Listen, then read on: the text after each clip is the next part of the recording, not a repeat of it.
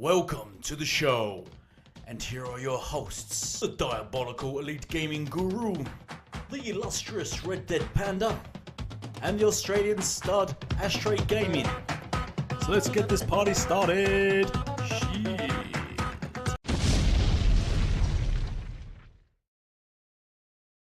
Yeah, and the outro. Alright, Outro. we Even though, are Ashtray's still not here, so... Oh, okay. Hello. Hello, everybody. Welcome to episode 113 of the Gamers Niche podcast. We're back again. We've all been sort of vanishing, popping in and out. I was away last week, and Red was joined some cult in Malaysia. How was the And lobotomy, then Ashtray was by away. the way? Yeah. She's been rescued now. Yeah. You've bounced back quite quickly from your self-imposed lobotomy. Yeah, I recovered from it. I regenerated from it. And now Ashtray's pulled a Starfield sickie. So he was meant to be with us, but like 5 minutes ago he said, I can't make it. You caught the I don't Starfield feel well. bug. He said, It's yeah. quite contagious, I was I like, hear. Yeah, he phoned me like one of you know, like when you phone your boss at work when you want to phone in sick, and you're like, I can't talk, I'm not well. I He looked don't at want my those. friends' So list and it's just as everyone's playing Starfield. yeah, that's what I did. Yeah, everyone's playing Starfield. Everyone except Jen. Except me. I have to be different. Yeah. Oh, it's actually just jump onto this quickly. We've not announced the guest, so it's being Red as always. Ashtray's blown us out. I was in the chat pretending to be sick. But we've got special guests, Macbound. Welcome, Macbound. It's nice to have you on board. We've not had you on the show yet. How are you doing? I'm doing good. This is the first time I'm on. I mean, I'm sure you guys seen me in the chats. I clearly talk in the chat and stuff like that. Yeah. So I'm here, and thanks for having me. I can't wait till we get into these topics and It's great make to have fun you of on some board. Starfield stuff. So for sure. Well, I Yes. just want to say so thankful for you joining us, and thank you to Jen joining us. I really appreciate the guests we have on the show every week, and really appreciate the chat. So shout out to the chat. Hi, Red Wolf, the other version of myself. Grey Monad, fuck you, is in the chat. So hashtag delete elite just for you. And feel free, Mac and Jen, to use that hashtag throughout the show, as much as you want. Yeah, sorry to take over, Elite. I'll let you continue. He's just giving himself Okay. a lobotomy. I'll just right to Ashtray. Yes. So yeah, welcome. It's great to have you on board, Macbound. But I was going to do a shout out to Jenny. We've got Jenny Poo's back. We ain't seen Jen, old Jen for a while. How you doing, I've been Jen? AWOL. I'm Yeah, been really AWOL. really happy to be here actually. I've had a lot going on with moving house and all of that, and not knowing where my laptop was at one point and what box it was in. Congratulations, by the way, on buying a house. Well done. Yeah, well done. Yes, I've been under a lot of stress, trying to clear out things and thinking it wasn't going to happen, and then it was going to happen, and not wanting to commit to anything. And now I'm finally settled, and I'm just really happy to be here and actually chatting with you guys in my own house. Yeah, So I've fantastic. been looking forward to this. No, it's great to have her back on the show, and I for a while, and you were sort of missed, you know. in a Oh. way. Well, No, hopefully I can be more regular again now. I've not got so much going on in the background. Yeah. What else? Yeah. I just want to shout out to the chat and everyone. Jen is a casual, so she's not played Starfield yet, so no spoilers in chat for Jenny. Yeah, please no. Yep. No, I'm Yeah, just in please no, no solidarity Discord. with my brothers and sisters that are going to be playing it on Game Pass. Yeah. Pop But I don't through the think Discord, there's everybody. anyone's. Yeah, I don't think anyone's played it enough to get to any real spoilers yet. I don't think so, because the game is Nah. there's loads to do. So at the moment, I mean, I'm still just walking around my ship and just walking around town. I've not really done much at all. So yeah. So we've got the chat. I just want to shout out to the chat. So we've got Tryhard fan who sort of he's vanished. I think you said Tryhard. Unlimited. He's probably upset because he's not on PlayStation 5. We've got Unlimited Production. Hey. We've got Macbound in chat. Red Wolf, fuck you. We've got Grey Monad, thanks for joining us, mate. And Other Zinc, yes, Other Zinc's in the chat. So, we've got quite a few topics. We're going to sort of finalise on Starfield, but we're going to run through some topics first. Before we do though, what has everyone been playing? Mac, minus yes, sorry. Starfield. What have you been playing? What a silly question. Yeah. What is? Hey, we're not changing the show just because Ashtray is not here, Elite. Right. Stay in your lane. No, I'm kidding. said what we've been playing. That fan in the chat. I've been playing Atlas Fallen, which Panda, you know that I made a whole Let's Play of 25 episodes plus on my YouTube channel. I did a review on that. 25 videos. I did a lot. It was only about 10 hours, but I try not to drag out the videos as long, so it kind of meshes like 20 to 30 minutes each. And of course, Panda, you know that we play Halo a lot together, so as much as we could possibly play, so my Halo-ness is still there. So, and of course now Starfield. I'm really gonna when I need a break from Starfield, I'm gonna be switching to Halo. I think, just swapping in between. But yeah. Thank you, Mac. Jen, what have you been up to? We kind of mentioned a little bit before the show, but let the chat know, what have you been up to? What have you been playing? What are you drinking? Yeah, so, well, even though I've been moving, I've still been playing Baldur's Gate 3 because I can play it on handheld, so I can play it on my Steam Deck and on my my G Cloud. So I haven't needed to worry about having the equipment to hand to play that, which is great. PlayStation 5 exclusive. Allegedly. Will you be able to play it? Will you be able to play it on your PlayStation portable device thing? Yes. I'm not buying that nonsense. Being messy already. No, at the thank you. Of the show. Love it. No, I'm really happy it's coming out on Xbox still, and it's going to be near the end of this year because, you know, I still want to see what the silly little achievements are and actually play with my Xbox friends. It's been quite a solo experience on Steam Deck, but I'm really enjoying it. I really love Dungeons and Dragons. So it's definitely my kind of game, but I want to finish it before I start Starfield because mentally I can't deal with playing too many games at once, which is a terrible thing to have when you work in my industry.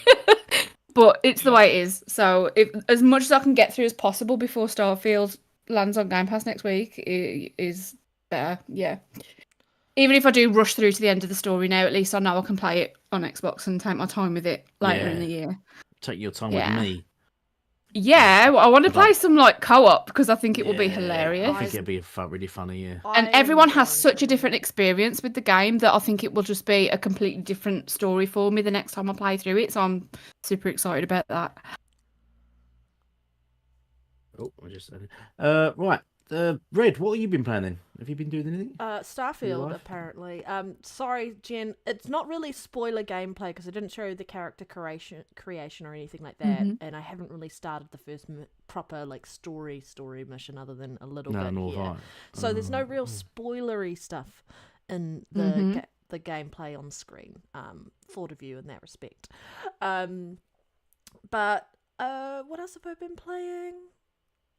I've been playing a bit of The Division 2 and a little bit of Assassin's Creed Valhalla.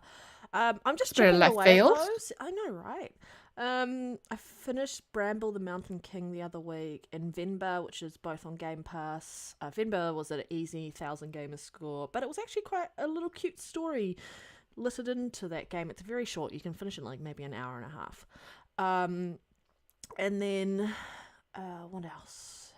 Anything else? No. I need to start Sea of Stars. I've got it downloaded.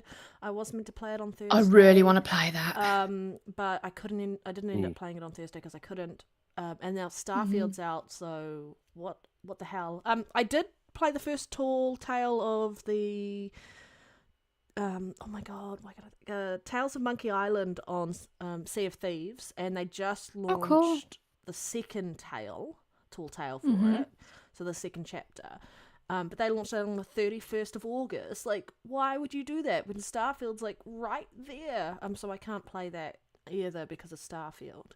But yeah. You've already said so many games and I just don't know how you do it. What I struggle with is like switching between the controls. Because I get like muscle memory from the game that I'm playing that I just cannot then go and play another game and apply it. Good. Like I will go back and it won't take me very long to kind of remember the controls. Like I generally hold that information in my brain quite well, but I get bored so easily, and because every game hasn't been Starfield, I've kind of just been switching between them. Yeah. My main thing that's been keeping me grounded was like playing Halo multiplayer because like I could take my frustrations out and shoot the living daylights out of people. But yeah.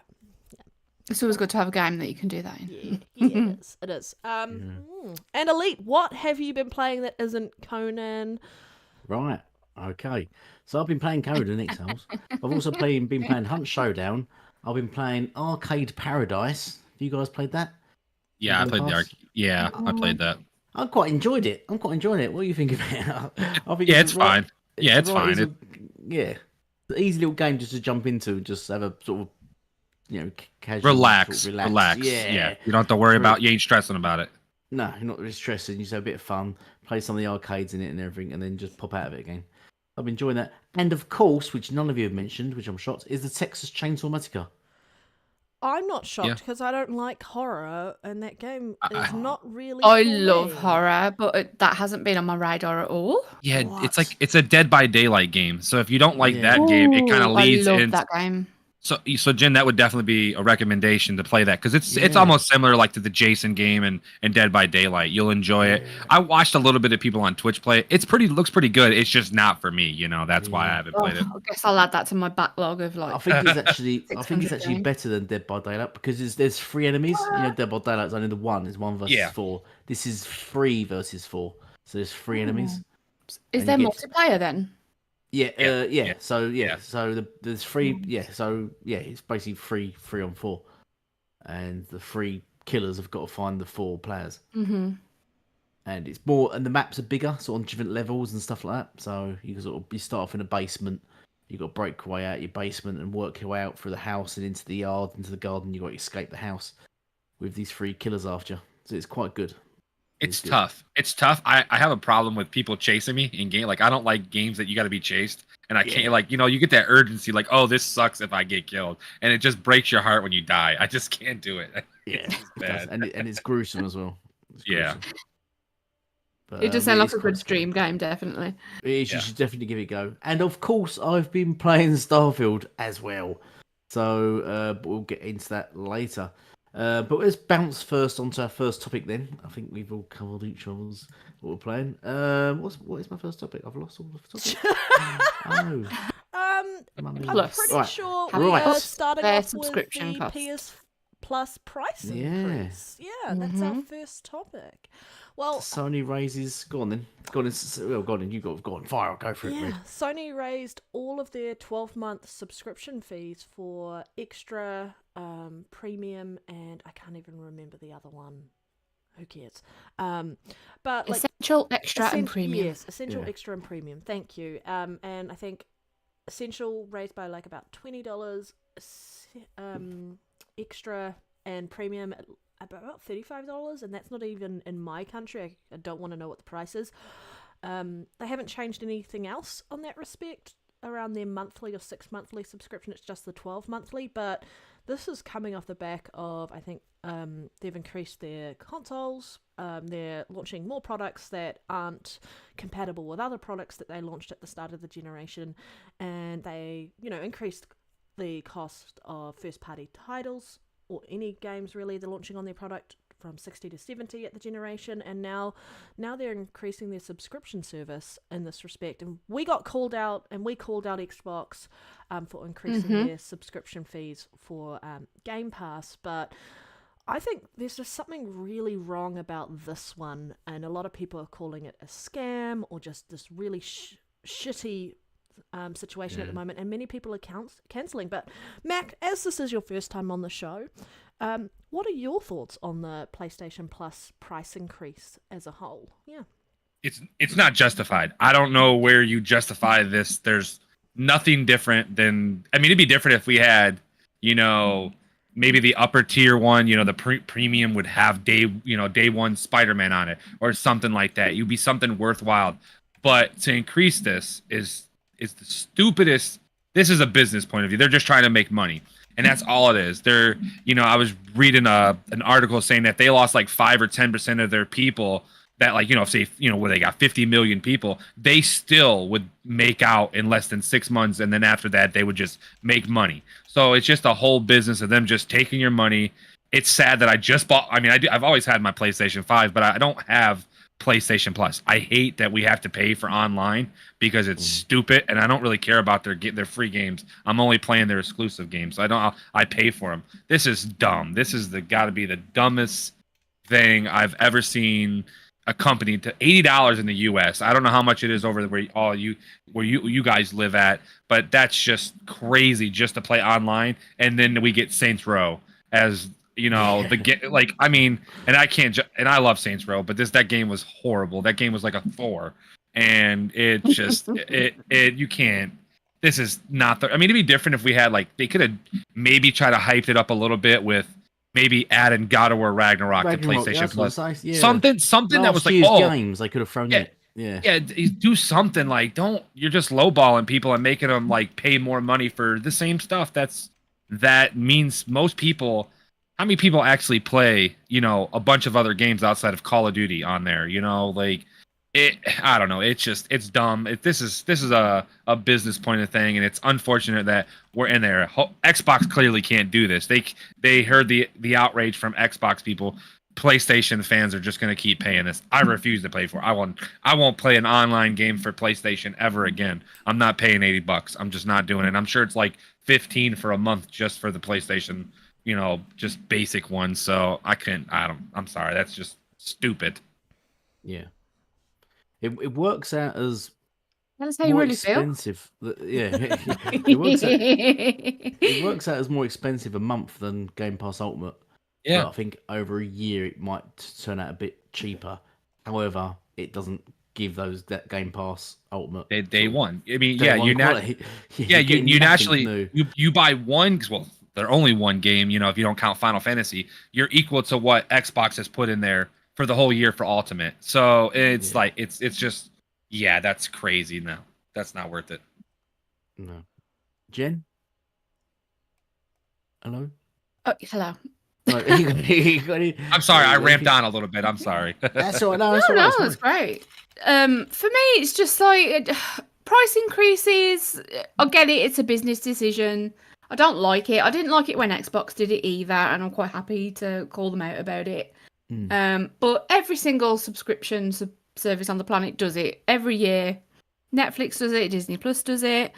It's just the double standards that get me. When Xbox do it, it's absolute uproar. Yeah. And Xbox are failing gamers. And yet PlayStation do it, and we've got radio silence. Yeah. And they're increasing it by a hell of a lot more than Xbox did. And what are they adding for this price increase? Really? But that's the interesting thing. You say everyone does it. Game Pass does it. Netflix does it. They do all do it. However, they are continuously adding new content into it as well. Whereas PlayStation's actually done nothing. They've exactly, and we know what's coming up with Xbox. We've got a bunch of Activision stuff that's probably going to drop in next year. It sort of feels like the price is worth it. Yeah. Yeah. I agree 100%. So, Red, are you boarding in the background? No? Hello? Oh, we lost Red. So let me, real quick while we're in between this, who's the one streaming this right now? Is it you, Elite, or is it Panda? Panda. Turn off streamer mode on your Discord. So I sent it to Elite because I thought he was doing it, because me and Elite's name are not popped up right on the stream, so turn that off. I know I'm doing this mid-podcast, but I didn't know who was doing it. Turn off streamer mode on your Discord. It's going to be at the top when you go to your default friends list. That's why the names are messing up every week, is it? Yep, it's because of streamer mode. I figured this out when I was on. We were doing our show last weekend, and I figured it out. So it was just with it, so first time. Yeah, there it goes. It's a simple fix. It just says disable. Why is it suddenly doing it now? Who knows? It's done it for the past few shows, Yeah. Okay. Anyway, fixed. I think, I don't know, has everyone had their say?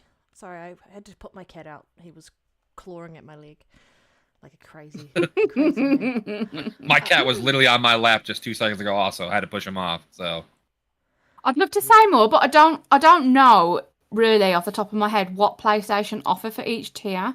And I know that they've increased the prices by a lot for the top tier compared to the bottom tier, but I don't know what is offered at each one. Yeah, which it sounds mental, and I don't know what you get extra in that tier compared to the bottom.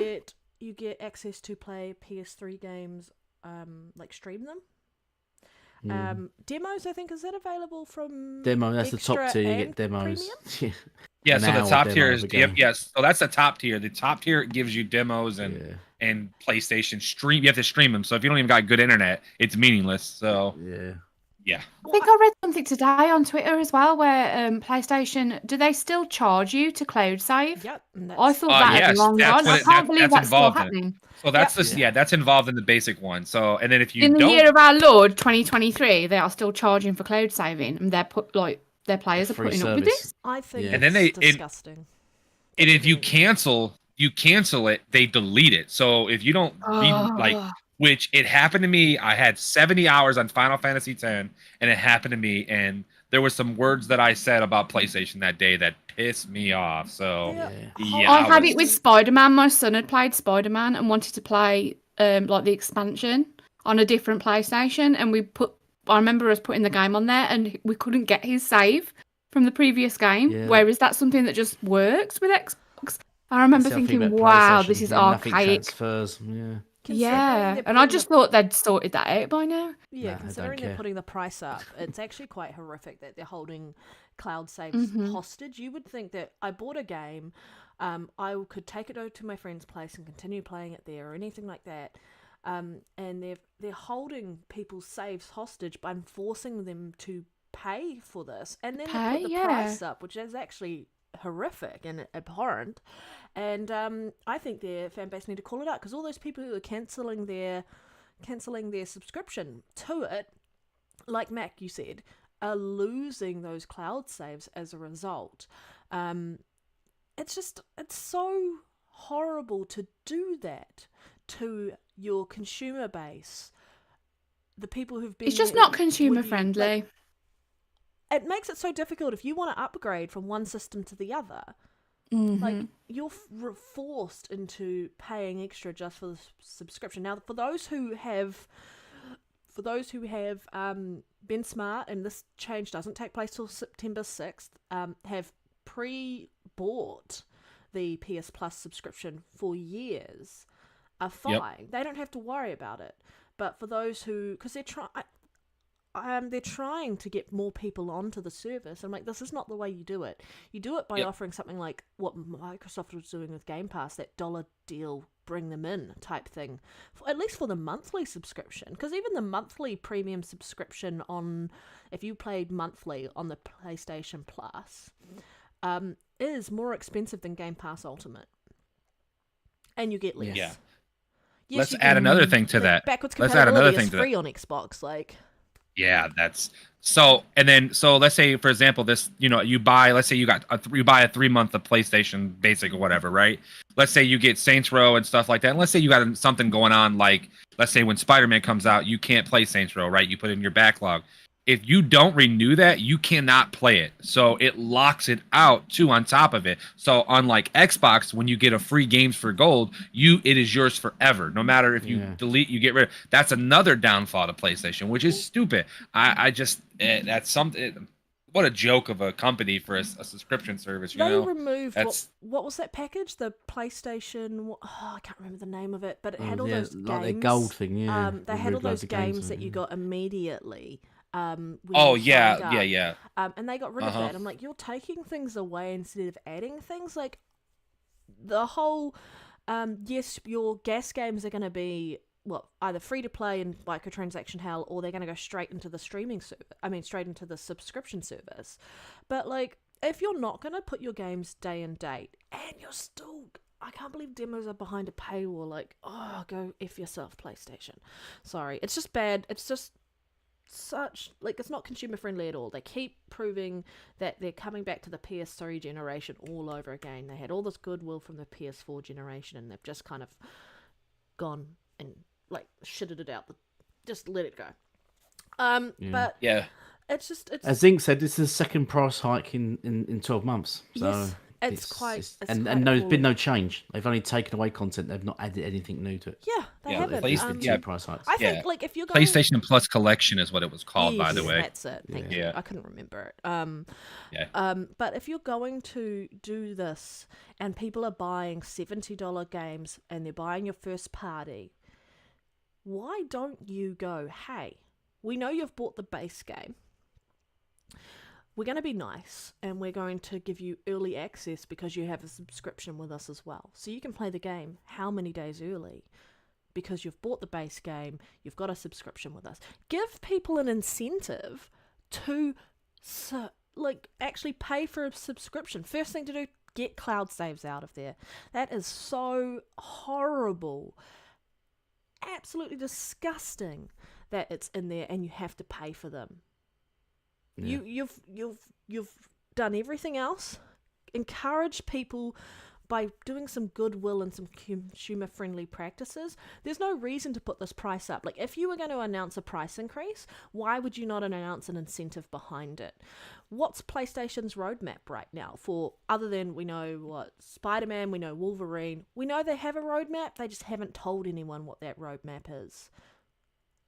And it's kind work of in a corporate environment. You do the shit sandwich, don't you? You do the the good news, then the bad news, then the good news again. Like, give us something good with this. Sorry, Mac. No, they're just giving out all bad news. Like I said, Spider-Man is the only thing that's justified to say that's good, but they're not. You have to pay for that. You still have to pay $70+ for that. And I mean, we all know that I just bought the PS5, so clearly I'm excited for it. But something that, I don't know, it's a money thing. It's all, they're just taking money. They're out here just doing something to us, to the people of PlayStation's fan base. Just, they're down bad, and I don't understand it. I just, Like, the 12 monthly subscription, because I can't get, unless I buy, like, a card or something separate off, a different site, there's no option for me to buy a Game Pass 12 monthly. So it was a really good deal at the time. And right now, I still think it'll be slightly cheaper than Game Pass Ultimate, but it's not offering enough to justify that price increase. It just really isn't. Everything that PlayStation's been doing around price increases, you haven't been justified in why you should be doing it. I just don't feel like their consumer base has been calling them out enough up until this point, and there are plenty of consumers who are very pissed off from their fan base about this price increase. And it's nice to actually see them calling it out, but I don't think PlayStation's going to do anything about it. No. Yeah, and the fans will still keep paying it because they know the people will still keep paying it. That's why they've done it. It's cocky at the end of the day. It is. But it's just frustrating that they would.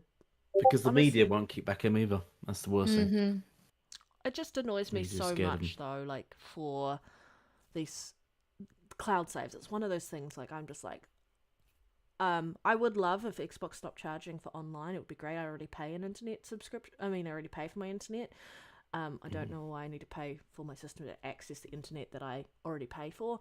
And I would love for them to get rid of that. It would be great, but I don't see that happening anytime soon unless I switched over to PC. But yeah, just do the right thing. You're not making me want to buy a PlayStation 5 anytime soon. At all. You're actually making me go, I made the right decision. I'd rather purchase another Xbox over a PlayStation because I know that my saves will move across all the consoles that I've got. I've already got a Series S, and I've got a Series X, and I switch between the two if I want to game in my lounge or game in my gaming room. Easy enough, and my cloud saves go with me, and I don't have to pay for a subscription to access them. But the only reason why I'm paying for a subscription in the first place is because lots of games coming in through like a revolving door, and game like Starfield day and date, and I could pay a little bit extra, so I don't have to pay the full game cost of the base game right now. I can buy that when it's cheaper, and I got early access. Great job, Xbox. Did you notice as well that one of the, I think it was one of the devs at Lorien for Baldur's Gate 3 posted about their cross-save mechanism. So at the moment, if you play Baldur's Gate, so on Steam, obviously Steam Cloud is free, but they have said that if you've played it on another platform and then you start playing on the PlayStation, your save will carry over. And that's not because of PlayStation, it's because that they've made sure that the cross-save element and the cloud save is in their back end, not PlayStation's. Yeah, that's it. Definitely. Trusting a developer to do Hallelujah. what a hardware company. It shouldn't isn't be willing down to to the do. developer, but thankfully they've done that. Well, I think it was nice, like when Phil was talking about like obviously Baldur's Gate 3 and saying like if you've started it on another platform like Steam or anything, you won't have to worry. You can continue on when the game launches on Xbox end of the year. I was like, yes, I like this whole ability for cross-platform saves to move with you, and I think there needs more of that across the industry, especially when there are people who will actively switch between devices that you're using, like PC versus console versus PlayStation versus Nintendo, all of these different things, Steam Deck, all of that. I'm trying to think of the Rogue Ally. People like to have different devices to suit their needs as they need them. And First thing I look PlayStation, at that's with not it. most games now is does it have PSPP. cross save? Does it have cross progression? Because I like to play on lots of different devices depending on where I am on a certain day. And it matters a lot to me. And thankfully I'll get that with Baldur's Gate and I'll get that with Diablo as well. So excited for Baldur's Gate 3. Oh, can't wait. Yeah. Can't wait.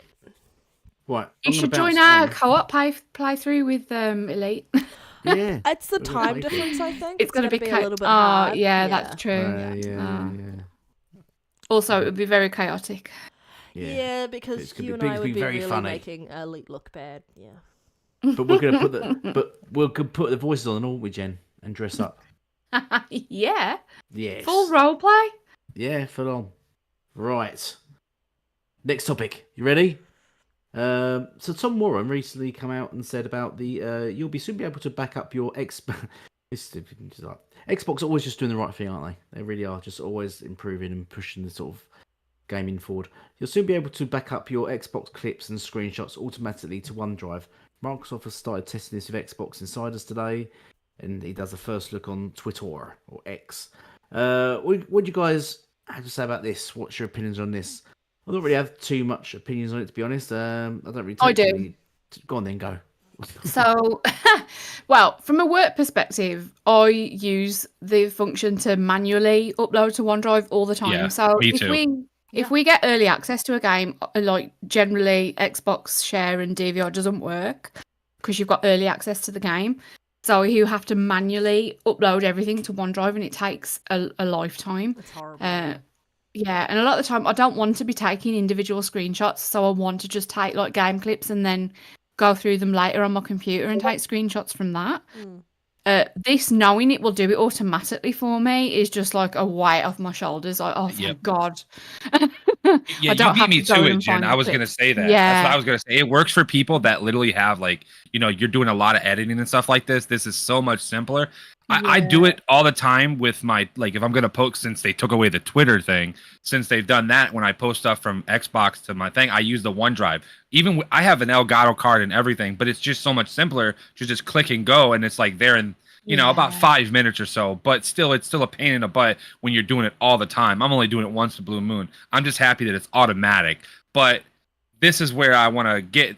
What do you get? Like 500? You don't get that much gigs on there for free. I think it's 100 gigs. No, so you can do have to pay for more, don't you? Yeah. So you got, that's the biggest thing. That's a little flaw about that. So you got to kind of watch. Somebody that does do that. You guys. So if you're gonna do this and you're like Jen, clearly but you might actually have the subscription because you use OneDrive, I'm sure, a lot more than most people. But if you're gonna use this for constant clips, you got to get that over that 100 gigs, because you will eat your gigs up fast with this, because a 30-second clip, it might be if someone's doing content creation, though, it's going to be worth it for them to just pay the subscription. Get the extra. Yeah, I mean, you could go through and delete it, but that's just a kind of a pain in the butt. Yeah, so. yeah. You don't want anything that just takes more time out of your day when you're trying to edit footage and. I think they still need to add an option where you don't have to kind of go into your Xbox and move it to the mobile and like all of that. It needs to be able to have an option to just easily be able to access it directly from your mobile as well. I think that's the next step. It would be great if they could do that, because I do not like having to go upload to here and then I can access it on the Xbox app after it's done its upload. I'm like, it's just clunky, and I feel like that's the next step that they need to do on top of where they're already going. Because I like taking screenshots. I like recordings, little recording clips that I can like put anywhere that I want, including uploading them up onto X and then whatever. But it's just clunky for me to do that right now, and I'm like, it's a great first step, and I think they're making inroads, but there's still more work to be done. I wish they'd fix the DVR first thing, though. I wish they would stop worrying about everything else and get this DVR to work a little bit better than it does. Yeah, the experience with that isn't great, is it? Like when you try and do it, it doesn't work across devices very well. So it should go up to the cloud, but then you find sometimes you're waiting like 12 hours before your clip's uploaded. It's ridiculous. Yeah, sometimes it could be a pain. I think they got to get that. I mean, they've had problems with that since 2013 when the Xbox One came out. So I mean, I remember loading it up and it took forever. Like the first time I've loaded it up and you know, I did the first ever. I was young, well not young, but I was younger, and I took a clip and I was like, wow, that's cool. And then it took forever to like let me do anything with it. I'm like, okay. And now we hear our 10 years later and it's still dealing with the same BS. They gotta. I mean, this is Microsoft. They need to kind of put a little bit of a bigger team on that to get that solved. I know it's something that's minor, but it's still big to a lot of people. Some people, you know. I agree. Oh, good. All right, Gru. I don't know he's not there, so we'll have to see if he continue on without him. Oh, yeah. Shame. Oh, sorry. Did I say that out loud? Ooh. Okay. But all right, just a quick refresh. Remind everybody you're watching episode 113 of the Gamers Initiative podcast, and with the lovely Macbound and Jen Box 360 as our guests this week. Ashtray is sadly sick. He caught the Starfield bug and can't make it to the show, but he has been popping up in the chat every so often. And then Elite somehow miraculously recovered from his lobotomy the other week, so he's here on the show as well. He's just gone to go to the bathroom and drop some kids off at the pool. If he says he went to go get beer, that is a lie. And just out to the chat, #delete Elite if you agree. But let's get into our next topic. So our next topic is, oh my god, where did it go? Next topic is Gears 6. So Gears of War 6 reports reveal first details on the Xbox game. I'm a bit of a Gears fan. I've played all of the games so far. I'm not so much into the multiplayer. That's not really my cup of tea. I don't know. It just doesn't sit with me. But has anyone seen the details on what was talked about around Gears 6? It isn't much, but they've heard a few things about it. It is in production. It sounds like it's going to be potentially a fully open world, or more open than Gears 5 was, because they had like little hub locations that you could explore. I know I went to Mac first, but I might annoy Jen on this one. What are your thoughts on this? I'll go for it because mine will be really short. Yeah. I haven't got the energy to even pretend to care about Gears. I'm sorry, I don't like it. I'm sorry. I tried playing like Gears 5 for 2 hours and got bored. Yeah. Had we got the topics like earlier, I may have been like able to muster some energy for this. Yeah, I played on my own. I don't know. It just felt like soulless combat. I'm sorry. Generally, if a game isn't like exciting me within the first couple of hours, I drop it. I'm terrible. And that's about as far as I got with Gears. So yeah, I just don't care. I know it's like a huge franchise for Xbox and Xbox fans, but yeah, could not be less interested in Gears. Sorry. Fair enough. Don't hate me. I just want to say that hurts so much in my heart. I'm so sorry. Oh yeah. Yeah. I'll go ahead. Well, first of all, it's almost, hopefully they're close to being done and we can get it next year. That I doubt though, but that's just more of a hope than a want, you know. Well, it's a want and a hope than anything. I don't think it's going to be till 2025. I just still think they're a while away for that. There, Mac. I think 2025. Yeah, when I played Gears 5, the biggest problem was I said this game, I hated it. I hate that we had linear and open world. I didn't like that we had both of them together, kind of a scenario. I didn't like that. I like where it's either one or the other. And I always thought Gears was fine with linear, but the open world showed me that Gears would be pretty decent at open world, but it was like a weird open world. It was only like a 3 hour, maybe 3-4 hours, depending on what difficulty you were playing on, what and who you were playing. It was weird. It wasn't the way it should have been. They just should have kept it linear with that. Maybe this one they should have brought the open world out a little bit. I'm happy they're doing the open world because it might change. Like clearly, Jen finds Gears boring, so maybe this open worldness might solve the. Oh, Hive Busters. But that was linear though. That's the point of where I think Gears is so good at linear, but I don't know, it's gonna be weird. But I think maybe open world might bring other people in to this and maybe they get to enjoy it a little bit because there'll be more free roam than, oh, this is what you do and then you have to do this and that's it. Maybe that might open it up. So and if it looks like Hive Busters, it's gonna look better than Hive Busters because it's on UE5, the greatest engine ever invented in the world. That's my opinion. But yeah, so I'm so baffled that you don't really hear people say they hate Gears or dislike it. They just say, oh, I'm just not a big fan of it. Not like, it's being boring though. I'm just surprised somebody said that. That's crazy. But I understand. Yeah, about hating it, I'm just, yeah, it just bored me. Yeah. Yeah, that's where I am. But that's the point of gaming. This is the point of like podcasting. We get yeah, opinions totally, and it's understandable. So I mean, I don't like certain other games that people love, but that's just how it is. So hopefully, Go ahead. I was just gonna. I hope the ending of how they close out this part of the trilogy for this story is good because like the first trilogy was so good and I thoroughly enjoyed it, and I haven't connected as much with this the first two games, Gears 4 and Gears 5, as much as the characters are very boring. They're very boring, and it's quite dry. I enjoy the game, but again, there'll be times where I'm like, I'm not feeling it. Can we put it down? Because I've played all the games co-op with my sister, and so we'd go and play something else, or would go off and do something else. And it took us a while to get through Gears 5, but Hive Busters, different story, in that respect. But I am hoping that they take their learnings away. And I do agree with you, Mac, around like they were so good at that linear base stuff. And it was really nice to actually see what Gears would be like in an open world setting and actually get a chance to explore.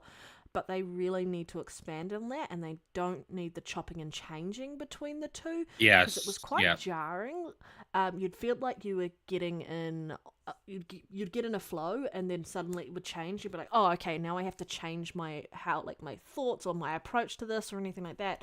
And so, I really want to see what they do with Gear 6, and I really want to see how they utilize Unreal Engine 5, and then I really want to see how they take advantage of the Series S and Series X consoles, because we haven't really seen a game that's done that up until this point, so it'll be nice to see that, because the UE5 engine has a lot of features built into it for the systems and software features and just the feature set of the GPUs that these consoles have for RDNA 2. It'll be nice. I'm excited. I am always excited for more Gears. I never kind of go, hey, the last game was crap or whatever on a game. I'm not going to look at the next game. I'm always going to look at the next game and see, have they improved off it? It's like me with the Terminator series. I've watched all of them and I was like, hopefully they can redeem themselves on the next one. And the last one, The Dark Fate, I thoroughly enjoyed, and it basically acted like what was it, 3, 4 and 5 never existed, and I was like, yes, so 1 and 2 are canon, and then the 6th one is canon. Yeah, and so that's Meg. Yeah. We'll see. Halo Infinite did it really well with the open world into the linear maps, right? They didn't have the open world midway through the game. I think that would have worked well with Gears 5 than it would. That is, if they could do that, I'm okay with it. They don't go full blown open world, but they still need an air. We don't want to. Yeah, we don't want to be here for 10 hours either. But or 10,000 hours at that point. We all know how that goes. I just hope when they do the open world, it's just weird. There's so many ways you can do. I just don't want it the way they did it in Gears 5, where the open world was in like Act 3 or 4, and then you did that, and that was the whole act. But it was weird. It just didn't make sense. it was just an off-putting point in the middle of the game that just kind of threw you off a little bit when you were playing it, and it just didn't make sense. So it either needs to be the whole map needs to start off open world, or it just needs to be linear, or the whole game just needs to be open world, where you walk into an area and that starts off like, you know, the fights or whatever, something like that. It's got to be one or the other. I just don't, or the third one, but it just cannot be. You can't mix it together. I just don't like right in the middle of stuff. That was just something I didn't like in Gears 5. Yeah, I agree. I'm going to jump in. I sort of agree with Jen. I've never been a big Gears fan. I do like the horde modes though, and the you know, the multiplayer modes. But the campaigns I always find a bit slow and sort of clunky. Never got into it. I didn't like the character, sort of just a big mass bulk of them. Remind me why we're friends, Elite. Yeah, I never found reminds the me. I can't. it's like FPS. I love how she let me off with it, but you're like, Yeah, why are we exactly. Why are we You see, friends? that's sexism. That is sexism. friends? Nah, I'm just more likable than you, Lee. It's your Liverpudlian accent. Budlian. Yeah.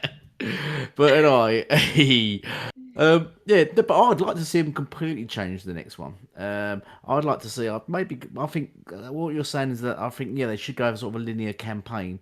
I like them to see going down more of a Battlefield route, where sort of the campaigns sort of more linear and it's got a sort of in-depth, deeper campaign sort of thing, and not so sort of, I don't know, it just seemed a bit hectic, the last campaign.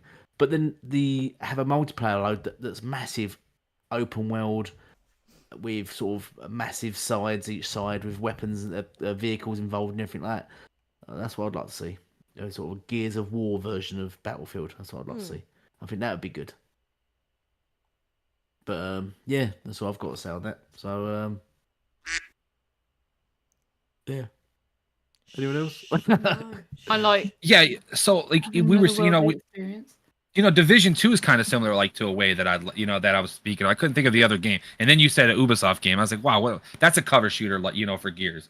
It works well with the Division, so I mean that could be something similar too. I don't know. It's just thank God I'm not a developer and I have to with hear weapon criticism customization and stuff like that'd be good. Yeah, and then Yeah. maybe armor customization and stuff like that. Yeah. Well, hopefully that'd be Gears of War RPG would be crazy. That would be something different for sure. Make it more. Yeah, because a lot of the games do seem to be thrown in.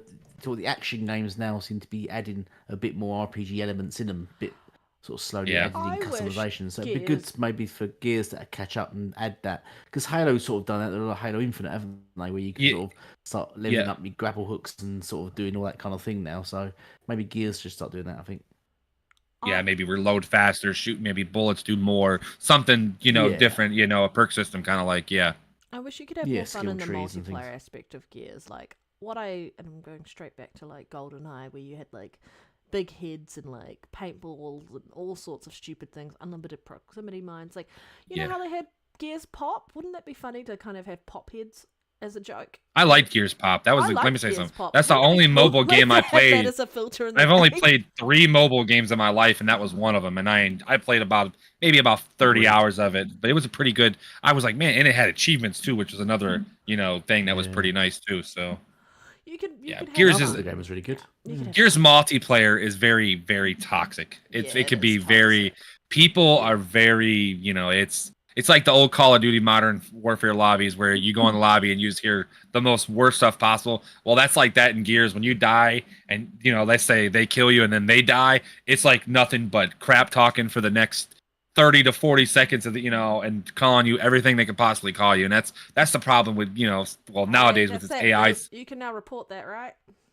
Yeah, well, don't worry. The AI, I guess supposedly if you say it in your mic now, the AI can hear it or something like that. And I'm like, I'm gonna get straight canceled if they hear the stuff we say in our parties, Panda. So, All right. Well, anything else anyone wants to talk about for Gears? Jen said all that she wanted to say. Yeah. Take it or leave it.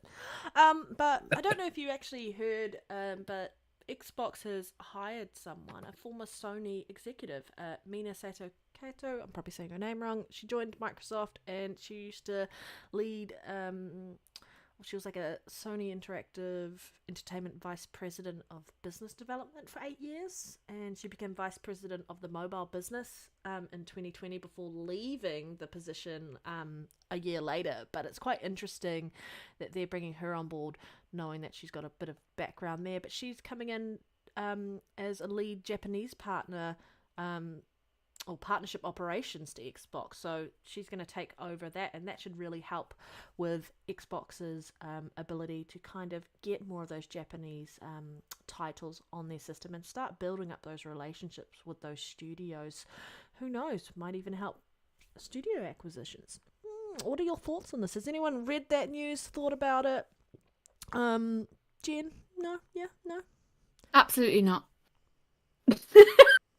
Okay. See, Elite, this is what you do when you're too busy playing Starfield. Yeah. Mac? The interesting thing it says here is responsible for leading partnerships worldwide for Japanese publishers at Xbox. Is that Japanese publishers already at Xbox, or There's coming to Xbox? We have Or is that Tango Gameworks, which is under the ZeniMax Bethesda family. Oh, yeah. So they all look after the publishing of their games. But I think she's gonna play a big role in Or is there building a up hint? that side of it. Another one. I think there's a hint. I think this is a hint into something coming. Well, we all know what something. We know Microsoft is going to buy another company, one of the smaller end, Japanese companies. Well, $6 billion is not small, but it's smaller compared to what they've already done with the $69 billion they had. Yeah. It's got to lead into. We have Square Enix coming. Look what just happened with Final Fantasy 14. There's it's Japanese. It's coming. They're getting it here. Yeah, I mean, thought I'd see that. yeah, I never did. So I think that's a lot to do with, having somebody. Well, she was with PlayStation for 8 years, right? From 2013 to 2021, I think is what it is, or maybe 12 to 20. I can't remember. 2020. So they did a lot. Okay, so yeah. So they did a lot of stuff with, she's been around that area. She knows them people. It might work out in Xbox's favor with maybe getting her there, helping out, trying to get, help push these other companies that are with Xbox right now, and then get another company to come in, to buy them and help them get into the Xbox, ecosystem even more, like Square Enix, Capcom. I don't want Sega, but everybody keeps saying Sega, but all them little areas, all that over there. So I think that's just going to lead into something, in the long run to help us out, help Microsoft out. Not going to help me out. I'm going to buy them no matter what. But so hopefully it's Square Enix. I'm biased. It's either Square or Capcom. Give me one of those two. I'm good with those. Capcom would be incredible. Yeah, as long as it's one of the two big ones. Everybody wants Sega, and I just think Sega is the most outdated company in the world. I am so sick of their games. I'm very weird about it. I don't know. Everything they have is too old school for me, and we got to move on from old school. So I don't know. I'm about as bored about Sega as I am about Gears. So yeah. Yeah. See, that's how I feel about Sega. But I get it. I get why you don't like Gears and that thing. Mm-hmm. But Sega, when I had Sonic Frontiers and I just couldn't enjoy it. I just didn't like it. I've played another Sonic game. I just didn't like it. Phantasy Star Universe. It was not. I don't know. It's just boring. I can't get into it. A lot of their games are just not for me. But see, I'm a Final Fantasy guy. I'm a Street Fighter guy. I'm a Resident Evil guy. I'm Kingdom Hearts guy. So I'm going more towards what I like. I'm being a little biased on it. I want those. So I'm hoping that with this woman, let me rephrase myself. I don't say girl. It's ignorant. This woman being hired in. I can't say it. What is her name? How do you say it? Santo. I don't. It's so hard to say. Sato Kato, I think. Kato. Kato or Kanto is what I would thought it was. It just hopefully that she does a good job and she can get Xbox rolling with that situation. And communications, it's tough when you don't speak English, or you don't speak Japanese, so you get both into part of that, and that can really lead into some good partnerships, hopefully in the long run. I think it's the start of something good, and it is an indication about, where there's smoke, there's fire, something's happening in the background, and they've been trying their best to kind of fill a gap in what they know they have a gap in. So I'm excited to see what comes out of this. And I'm just excited just for the roadmap that is Xbox games at the moment. So yeah. Elite, any thoughts? Yeah, as I said, I think Capcom's too big now. I think they're starting to pick up again. They had a massive slump, didn't they? After Street Fighter 6. Resident Evil 2 and 3 and 4. and all these Monster Hunter games have literally saved that company. Yep. Yeah, So- exactly. Yeah, Street Fighter 5. Not sorry, Street Fighter. Not Six. Street Fighter, Oh, Street 6 Fighter is 5. Yeah. Street Fighter 5 slump, wasn't there? Yeah. Well, that's because they did a certain thing with go buy a PlayStation 4. Street Fighter 6 is amazing. If you like fighting games, buy it right now. That game is I can't wait. Well, I'm a fighter, so that game was I'm sorry, I'm ramping on. I love games, man. I'm just a video game nerd, sorry. We That's just really great. want to talk about Starfield. Why are you here? Spoiler free. Yeah. Spoiler free talking about Starfield, Jen. Pre-pants. We promise. But yeah, I think Capcom's too big now. I reckon Sega Are they? might possibly go for yeah. As I said, just Monster Hunter and stuff. I suppose they would be up for sale, but I don't know if they need it at this stage. Capcom. I think 5-10 years ago they probably would have been up for sale, but Yeah. I think- Well, I mean, Square's around. Well, Square's probably at this point at like 3 or 4 billion. I think I mean- massively overrated. Well, I understand. Some people just don't like their games, their game style. But they were at $6 billion. I thought the last time I looked, and Sega was at like 4.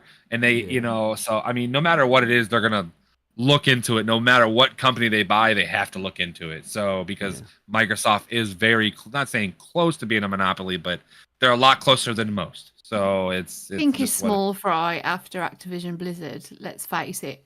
Yeah. And I think we know the deal's going to go through, but when it goes through, it sets a precedent, doesn't it? So anything smaller is pretty much fair game, I think. Okay. I think, I felt like when they bought Activision, I felt like they were like at like 60%. And then when they bought Activision, they're like 95% of a monopoly. So they can only do a little bit more because, look what they did with other companies. These companies have like gotten denied, purchases and stuff like that. And they're nowhere near what Microsoft is because of that. So it's like, it's tough to be weird. See, that's something like I don't know as much about. So clearly that's above everybody that I've ever met in my life because it's literally stuff that none of us really know what's going on in the background. So it's weird to like, we can only justify so much that we know. And Microsoft is $1 trillion company. It's like an oil company, when it comes to money. So it's just rolling in more money than most. So it's, I'd rather they didn't buy any more companies for a while. I just think this has been going on so long and they've put so many things on hold because of this deal. When it's over, for God's sake, just concentrate on the studios that you have and supporting those studios and don't rush into another acquisition. Yet other people are like hungry for it. They want them to go after other studios. I don't think that's the right move. Well, they have enough studios now to make, like they said, they want 4 games a year. They have enough studios now to do that. And if you're talking they have development it without Activision Blizzard, so just get on with it. Yeah, they have, it takes 5 to 6 years to make a AAA game. And some of those companies aren't AAA, so we can easily get, in 5 to 6 years, we can get 2 games out of them almost, or, let's say 7, like 3.5 years. So you can get a lot of games out of these companies if that's not AAA, and then AAA games take 6 years or so to make. So you can easily get 4 games a year easily with as much as they have after this Activision goes through in the next few weeks or so. Yeah. I see Red inspecting the dartboard there. Spending quite a bit of time looking at dartboard. Yeah, I want to see if I can steal it. I mean, yeah. Yeah. Well, should we just bounce into Starfield then? Should we go for it? Are you ready, Jen? Do you want to start off with the reviews? Cover your ears. Or just our first? Should we? Well, there's so many things we can start with here. We could start with basically the media all over the place. Just said second. Yeah, let's start with like the Something few Jen days can leading give her up to Starfield. Yeah, so Jen can provide her thoughts. Yeah, go on. Let's start with a few days leading up to Starfield, which we had things like IGN just releasing sort of just I don't know, taking sort of hit swipes at Starfield, weren't they? I think they got it was just now. Go on, sorry, go on. I can't remember the exact headlines now, but there was just so many respected publications releasing absolute waffle about Starfield and just going for the negative headlines to get clicks. Yeah. And I know why they're doing it, because it does get clicks. We know it from our end. If you put a negative headline, people are more likely to click on it and read it. That's fine. But Starfield was just like next level. They were just really reaching with it. Yeah. This is the worst game ever made. Bethesda killed my family dog, blah, blah, blah. It was just never ending. And this game hasn't even come out yet. Like, I don't know if the game's good. I don't know if the game's crap. Stella But does. people are acting like they've made their minds up like a good few days before the game's even released. And it's almost because it's purely that it's an Xbox exclusive. That's why it's happening. And they know that they will get the hate clicks based on that. Yeah. So it was just mind-blowing to witness. And it was Yeah. embarrassing in a lot of cases. You know, we compete with a lot of these publications. So just to see them playing those games, it was embarrassing to watch. Yeah. IGN, we had Game Ron, is it? Which are always attacking thingy. Metro. We had Metro Sniggers. always posts absolute waffle. They hate Xbox. That's why I thought it was hilarious when they didn't get they post review like copy, readers' views and as like like crying about legitimate it. articles. Yeah, exactly. Yeah, which anyone could just anyone could just write in, and they have it as a headline. So Yeah. So I mean, I've been popping off on Twitter all week, even though I've not played the game myself either. But I haven't made my mind up about it. That's the point that I'm trying to make. Yeah. Don't make your mind up about a game before you've played it. What are you on about? You're a gaming journalist and you're posting this absolute nonsense. We're referring to Stella now, because I don't really want to attack her too much. But her letter she wrote basically saying, "I've not played the game, but," and then gave a massive long opinion about a game that she's never played. Yeah, that's how it came across. I was just like, you're just making people. They're never going to believe anything you write after you put something like that out. You're just not giving it fair chance. I agree. I also think, like, I understand why he gave a 7 from his point of view, but I also just completely disagree with a 7 from IGN. Yeah. The reason being, and I know it's a different person reviewing the game.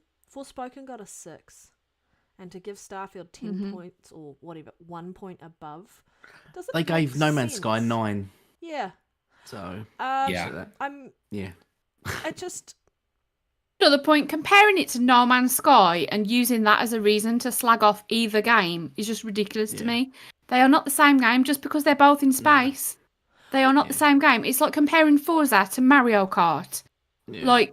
Come on, guys, have some decorum. And even, it winds me right up. Wait, you're telling me I can't throw a purple shell at my freaking Lamborghini? Is what you're telling me? What?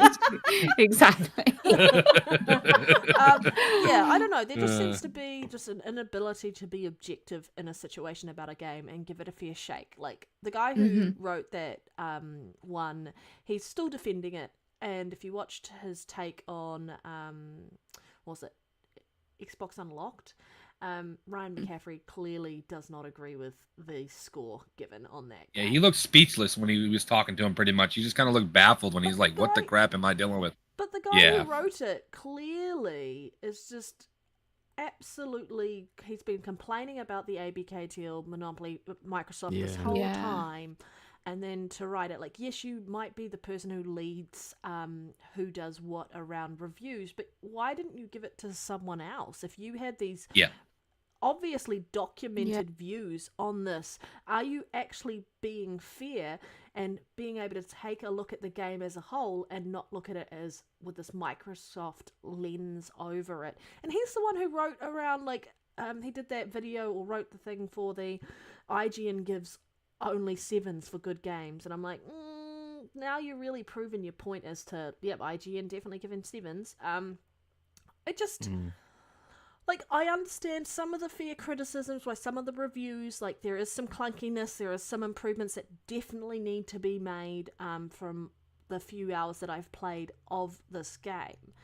But for people who have really only mainlined the main story, who haven't actually experienced what Starfield is offering as a whole, I think review in progress should have been done. Not a this is my review. He's going back and to play it a second time. If you didn't like it enough, like, yes, it's a good game, but like, if you emphatically like it, you're gonna play it more than once. And if you've got all these problems with it, why would you start a second playthrough? Why wouldn't you wait until improvements come or the modding community come in and fix it? So you obviously like it more than you're letting on.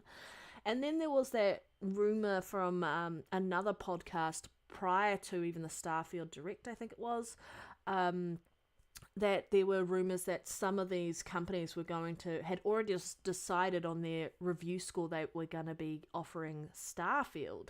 And so you start looking at these and going, yeah, it feels like some of these companies haven't really been giving it a fair shake. This is the first title from Bethesda in 25 years. It's a brand new IP. It's not going to hit like where Skyrim is because they've iteratively improved on that genre of game each time they've launched a new game. Yes, they've learned from their previous titles, and it's not Fallout in space. It's so different in that nothing respect. like it. Yeah. But you really have to go, it's a new IP. I really need to understand what Starfield is inherently before I give a half-assed opinion. And I feel like some people have given it a half-assed opinion and haven't actually played the game the way it's meant to be played or experienced it the way it's meant to be experienced. And that's what I like about gamers, us going in for the first time. And if this also had released on PlayStation 5, we might be seeing a very different outcome around review scores or people's opinions on the title and just gamers in general, because some of the gamers are very salty about it. I'm enjoying what I'm playing with this. It's just disappointing to see people who, get paid to do this, and you should have some ability to have some trust in their integrity, don't have integrity. Just to put this from another side, though, a 7 out of 10 is not a bad game. It's a good game. There's nothing wrong with that. And there's nothing wrong with someone giving it a 7 out of 10 if that was their experience.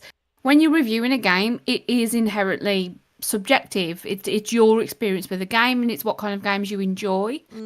And the experience that you've had with that game. And that's absolutely fine if you can stand by what you've said. I feel he can't, though. With this review, he can't, because he's done a Twitter space recently trying to explain why he's made the points he has. No, just stand by your review. You don't have to go and explain yourself if that's genuinely what your opinion was. Leave it at that. And the fact that, they did pick someone to do the review that has done very negative Xbox news before.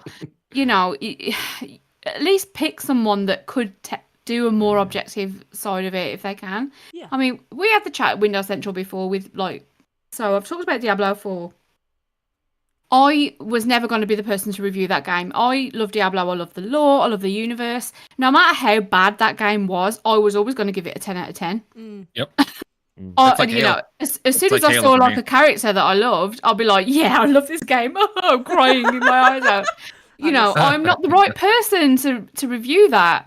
So, it just you have that discussion amongst yourselves as a team, like who's the best person to pick this up. Well, how did they not have that discussion at IGN? Yeah, like they've got a massive team. So why did they pick that person to do the review? Yeah, that leads somewhere up in the management issue, like He's where the one IGN is the person who decides who reviews games. Oh, so I didn't even know that. That even makes it worse. So there needs to be somebody that's higher than him. They go, okay, hold on, we need to figure that. You've been on this situation, you shouldn't be doing this. You've got some publicity, or how you say that? I don't know how you saying this. Oh, yeah, you've been on Twitter running your mouth, making us look, I'm not saying bad, but it's good if you give it a bad review or you give it a great review, it will kind of be like counter-react what you were doing on Twitter. I mean, he dressed up as Kratos as a Halloween thing or whatever. I'm not judging him about that because that's his life, but it's like you're kind of really, and then you argue with people, then you give Fallout 5, I think it was. What was it? No, Fallout 4, excuse me. I'm saying 5. We ain't at 5 yet. 4, a 9.5. You give Rage an 8. And I'm not saying those games are a bad game or whatever, but those games, in my personal opinion, at the little bit of time I've played Starfield, I've already feel like they're more complete games than both of those games. And I loved Fallout and I loved Rage 2, but I would not give. Sorry, continue. No, it's baffling. I'm not even going to say his name, but this definitely needs to go somewhere higher up in the management area of, I'm talking like somebody that runs that company needs to go, this is not a good look on us. And I understand, like Jen said, it's 4 clicks. Yeah. You get, if somebody would have gave this a 6, I swear there would have been a billion people on that click that like 6 or something. But over in Spain. Yeah. Yeah, it's just a click thing. It's just trying to get the views, get your money, your revenue from the ads, all that's going on with their website and stuff like that. It's a bad, but it's still a bad look. This just shows that this is why I don't I remember years ago when YouTube and IGN and you had what was the other big one that everybody IGN ran through with it. I can't remember their name. It's another company, but you went on YouTube and you look them up. You go, oh, this game that just come out, I'm gonna look at IGN. I'm gonna go look at whoever reviews this. I cannot wait to do. I was saying it on our podcast Tuesday. I have not, or well, the one before that, I have not done this. This is before even the reviews come out because we knew this was going to happen. And I said, who goes looks at IGN anymore? Nobody does that because the reviews have been so shit. Excuse my language. I don't know if you guys cuss. Yeah, we do. Okay, and well, I know you do, but I try not. Yeah. I try not to say, yeah. But like when there's too much bad stuff. I don't do that.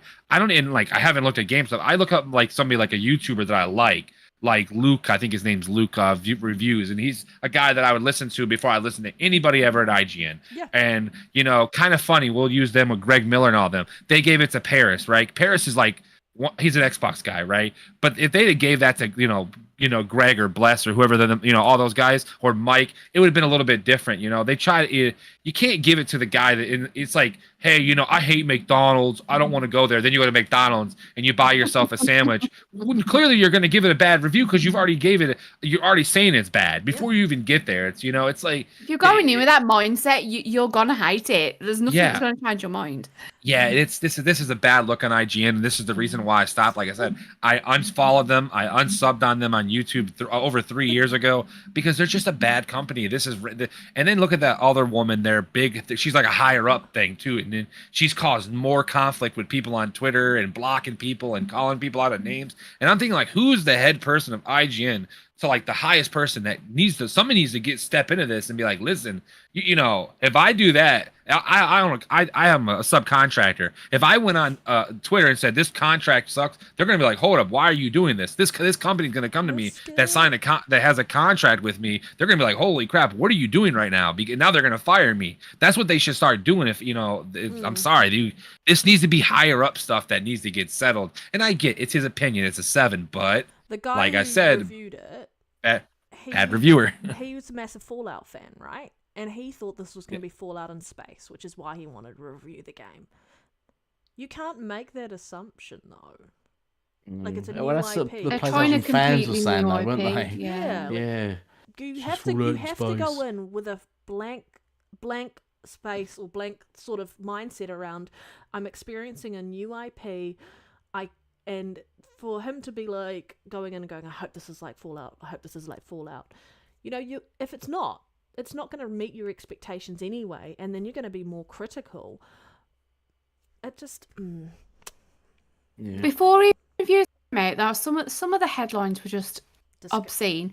So, like, there was one, wasn't there? Some guy was complaining that he couldn't land on a gas planet. Oh yeah, King. Oh yeah. King I'm just gonna. Yeah, which is just the negative takes on this are just like I've never seen anything like it. And like someone in the chat, like I think it was Granitech said that if it was on PlayStation, that the scores would have been better and there wouldn't have been the toxicity. It's if Xbox PlayStation taxes. doing it exclusive, they're almost applauded for it. And this has to be Game of the Year material. But because Xbox have dared to not release this on PlayStation, people are looking for a reason to hate it. And they're looking in the most ridiculous places. Like, oh my God, we hit imaginary walls. Well, there has got to be a border somewhere. Yeah. It's not just going to continually procedurally generate for you.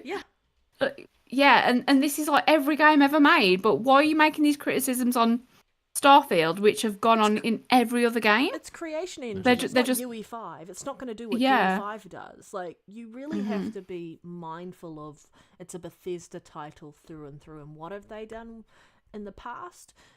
Yes, it's iteratively an improvement, but, it's still the creation engine 2.0. Yeah. And, this game isn't going to change the world. You just expect what you should expect from a Bethesda game. Just because it's an exclusive doesn't mean it's going to be Game of the Year material, and it doesn't matter if it isn't. But a lot of people are still enjoying it, and a lot of people have worked very, very hard on this game. They've said, it's their first IP brand new in 25 years. Yeah. Yep, 25 years. Yeah, and that's to be applauded, regardless of if you enjoy the game or not. Fuck Yeah, you, and says I that want to wasn't even build the a worst volcano score. on a gas planet. Yeah, Mary Station gave it a 5, didn't they? 5 out of 10. that's crazy. Yeah. Yeah. Yeah, the Which- amount of work that has gone into this game, it does Yeah. not deserve 5 out of 10. Like, even though I say, okay, a 7 out of 10 is a legitimate score, it's how he Yeah. enjoyed the game. 5 just seems ridiculous to me for the Yeah, amount of that's work that's seriously that has gone into this. That's not a generous appreciating review what bombing, they've put into just it, like, yeah. Yeah. Because obviously there was a tactic just to bring the game under 90. That's what they didn't want it above 90 or 90. That Yeah. Because then it challenges PlayStation games. So we need to keep this game under 90. And they've Well, even clearly in just the given 80s, it that's 5s an and stuff, amazing just to put it result, right and I'm down. really happy for Yeah. them to have got that. Oh yeah, it is a great. Yeah, I won't take away from 87. That's a great score. But there's clearly an agenda to pull their Xbox games under 90 to keep them below 90. So then keep PlayStation as the darlings with the 90 plus games. Because remember, as I said, these guys are the ones that scored. Mirror Station the same. They scored. Because I looked it up. No Man's Sky. I scored it an 8. And if you look at the No Man's Sky when it launched, even to now, it's been out for 7 years. All its updates, it still looks nothing close to Starfield quality. And it's not. I've played both games, and they're not the same game. They're not the same game, and the quality in No Man's Sky is just not there. It's empty world. You just walking around sort of. It's like a survival exploring game, and there's not really much to it. There's no real campaign to it, or anything like that. And the graphics to it are sort of like 80s cartoon sort of graphics. So to say like, oh, this game's an 8, but then Starfield, that's a 5. It's just ridiculous. It is. Ridiculous. I don't think they've put any effort in these games at all, or really played them. I don't think they spend enough time playing the game. No. Like, I know that some people have done over 100 hours to get a really good idea, and then there was what was that site saying? I'm not willing to put over 100 hours into a game just to review it. And I'm like, maybe we should go look at how much time you threw into other Bethesda titles and see if that is a fair comment. Because it seems stupid to me that the review codes went out early to those people, and they, I don't know, just not a well-rounded one. Yes, I agree, points docked on some of the technical issues. It is the most polished game that they've released, though. The amount of bugs and issues with the game are minimal in comparison to what you would have normally expected if this game had launched in the state it was going to be launching in back in 2021, and before, Microsoft got it delayed till 2022, and then it was delayed to 2023, so we're very lucky. We've got like an extra 18 months of polish on this. The hot fixes and the day one patch and all of that, imagine how much longer that list would have been if it had been at launch, like launched back then. It would have been much longer. And so I feel like kudos to the additional work they've put in. This needs to be like, and some people have rightly called it out and said like, this is the most polished one. It's quite stable, etc., etc. But I don't know, just for those people who love Bethesda games, or at least have some semblance of respect for what Bethesda has done in the past, you would hope that they could be sort of like looking past the fact that it is now, yes, it's exclusive. It's on PC though, and the PC scores are indicative of what I was expecting the console scores to get. Obviously, that might drop down, and it might average out about 88-ish, but those scores were more indicative of what you would expect. People who've actually given it a fair shake, who are enjoying the game on the PC. But because it's the console side of it, and I don't know, and it's not on PlayStation, there's just automatically, I guess, this slight negativity behind it. And I agree with you, Jen, about the objectiveness of reviews. It is an opinion at the end of the day about your experience, because like I could play the same game as you and I might think it's amazing and you might think it's rubbish, or vice versa. That's completely legitimate. It's completely legitimate, and that's definitely a factor in that. But Red. The people in the chat are saying they can't hear you. I turned my volume up. You're very quiet. I turned it up. Okay. They might be able to tell now. Let me know, because I turned it up. One common theme I've seen from a lot of reviews is saying that this is a very slow burn, so you might not necessarily think it's a great game in the first few hours because it takes a while to really, get into it. Get the fire. Yeah, which again I think is fine. And I have been one of the people that have dropped a game after like 2-3 hours. I'm like, you know what, my gaming time's precious. If I'm not enjoying something, I drop it. And I did that with Cyberpunk. I'm not ashamed to say that I did that. Yes. I played for like 2, 3, 4 hours maybe, and I just wasn't enjoying it, and I dropped it. I love that. And it's something I will probably go back to eventually. Yeah. Well, let me ask you real quick, Jim. How far did you get to the part where you actually got to see Keanu Reeves, Johnny, whatever his name was? No, I never met Johnny Silverhand. Okay, no. so listen. I thought the same thing you thought. I'm like, this game sucks. It was just throwing so many different mechanics at me and things to do in the game in the first few hours. It's and very slow. From what I've seen from the reviews, that is very much the same thing that Starfield does. Yep. But that being said, if you are reviewing a game, you need to do your due diligence and play that game for as many hours as it takes to get a good rounded view of it. So if you're dropping the game after a few hours, you haven't done, your duty as a reviewer. Which is what it sounds like a lot of these people that have given it low reviews have done. But Starfield's got a lot more going on. Also, what I've heard is, which is not like Bethesda games normally, is that it's actually better to like fast forward through the main quest and play it first 6 and not missions, be distracted by side quests, which is completely the opposite of what you would do in something like Skyrim, where the side quests are amazing and the main quest is boring. But that actually gives me more incentive to play it because, like, I don't have all the time in the world to play games, and I like knowing that the main quest is the best thing to play. To me, sounds great. I'm like, okay, at least I can do that, and then feel like I've completed the game, and then take my time with the rest of it. Yeah, I'm feeling really positive about it. They say like do the first few missions, like first up to like I think about 6 missions. Even Colt had a video out about that, recommending that because it opens up a lot of features that you won't otherwise have access to because it's kind of locked behind getting through that part of the story and opening up the rest of the world to you. And I agree, like I expect games to be slow at the beginning, for the most part, because you've got to be introduced to the new mechanics, the lore. Like, if you're dealing with a sequel, then you expect it to kind of kick off a bit faster. But you've got this whole world to kind of play into. Anyone who's looked or watched the Starfield Direct, yes, that was 45 minutes, and that was a very quick overview of the things that you can do in Starfield, and that wasn't even everything that you can do in that game, and that took them 45 minutes to explain that at very surface level options. You know that it's going to take a lot more time to get into that game, just as a result, to really understand how those different mechanics work. Before you even get into it, so take that time, enjoy it. All right. Well, thoughts and first impressions. Jen, we know you haven't played it, so we're going to try and be spoiler-free. And for anyone in the chat, if they haven't played it, we'll also try and be spoiler-free. Shout out to Risk It. Hopefully my volume's better. Let me know in the chat. I did adjust it. I had an update, and it lowered my mic on my device, so I fixed it. But Mac, I was just going to say before we sort of advance on. Actually, when we're talking about bugs and glitches and things like that, and people sort of bring up stuff like that, how are you finding Jen Baldur's Gate 3? Jen's not there. Jen's not there. She walked away. Ow. Bums. Yeah.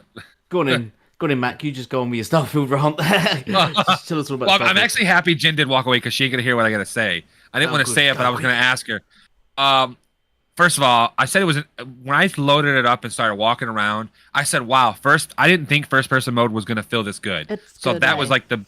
So, and I did have there's a problem with third person that's a little delay. I don't know what that is. I don't know if they know about that or if it's just me. There's two third person modes as well, isn't there? Yeah. Well, both of them have this weird delay when you like are playing. You don't stop on a dime like when you let go of your stick. That's something that's just minor. That's the only thing that I have a problem with. Mine's it's fine. only I don't know. It's just I notice little stupid stuff like that. But I want to say, you know how every Bethesda game has that opening scene, right? Skyrim with the eyes opening up. Hey, Morrowind and all them. Oblivion. You walked out of the cave. You've seen that. And Fallout. You've done it with the vaults and 76s and stuff like that. This game, when you walk out of the bunker after you're getting ready to get into your ship, and you see the whole atmosphere of like that planet. That is just, oh my god! I sat there for 10 minutes looking around, like, and I don't do this with games. I literally say I rush through games too fast. I sat there for 10 minutes looking at how beautiful this game is. And at first I had it 8.5, and now that I've played it for about 2-3 hours or so, 4 hours, I'm gonna give it like a 9. I haven't got much into the main story. I just got to the first New Atlantis area, but I've done already like 10 side quests because there's so many freaking side quests there before you even get off the damn planet. Like, you just get there and there's like a bunch of side quests. You just walk around and a side quest pops up about a job. It's like, what the heck? Why do I got? Yeah, I was going for that. So now, Go for an interview. Yeah, you go for an interview. Yeah, and then you do the plants and all that. This game off rip is amazing. I love the way they've done this game. First person mode I was so scared they were gonna screw it up because I really don't like mini first person adventure games. Literally, Cyberpunk's probably the only one I liked that was first person. All the other Bethesda games I play in third person. This is gonna be the first one I think I'm gonna fully stick to first person most of the time. This is a great game. This is going to be a game of a generation. Do I think it's going to win Game of the Year? No, because of Baldur's Gate. And I just want to throw that in there because Baldur's Gate, it's unfortunate. That or Zelda. We got Zelda or that. And see, I think Zelda might get the Ragnarok. Why does Zelda? It's just Zelda. It's just what it is. But I think they're going to get the. Why did it get a buy though? Because it's Zelda. Just us. It is. That's what it is. But the only thing that I think is going to get Zelda, well, it is. BG3, I like. Well, I think BG3 is going to win, but I think Zelda's going to get undermined a little bit because it's like the Ragnarok situation. There's another game that's great, right? We had Elden Ring, and then Zelda is kind of like the same scenario. Then, you had Ragnarok as the second one. Tears of the Kingdom is the second one of the same quote-unquote game. So now that's why I think Baldur's Gate is going to take it from Zelda and take it from Starfield because of that reason why. So I'm just sorry. But Starfield is amazing. Don't undermine me with talking about BS for later on this year. But man, this great game. I cannot wait to put more of my loser hours for voting for Game of the Year. So there's no chance. Yeah. So, yeah. I've been playing the game, and I'm at the stage where I'm walking around that city and stuff and just exploring. I'm finding it I'm just find myself walking around, just looking around, just thinking, as I said, it feels like you are in some sort of Star Wars sort of world, or it does feel a lot like massive, the expanse of it, and the people walking around, and the show The Expanse. Really. You haven't watched it, have you? No. Good show. It's been the expanse of the world.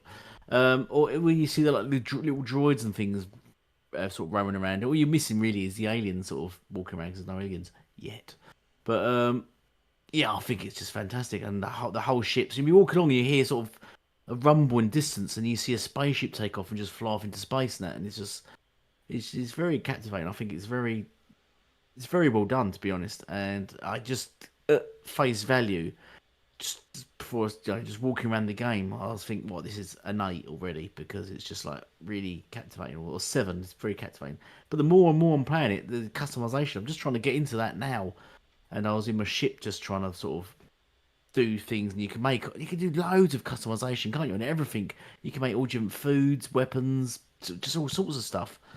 And I was just messing about with that, and I think that was fantastic. But then when I landed in that city, I was looking at buying my own ship, and I was asking what prices there are and modding them and stuff. And you can buy a ship off him, can't you? Did you scroll through all the other ships you can buy? I had a look. No. But I'm not doing anything with my ship. I'm not going to buy one, but I was just having a look at different sort of ship sort of types you can make, just to give you an idea of what they can be. There's loads of different sort of styles of ships. Love the character creation in that game so far. Yeah, the character creation was fantastic and all.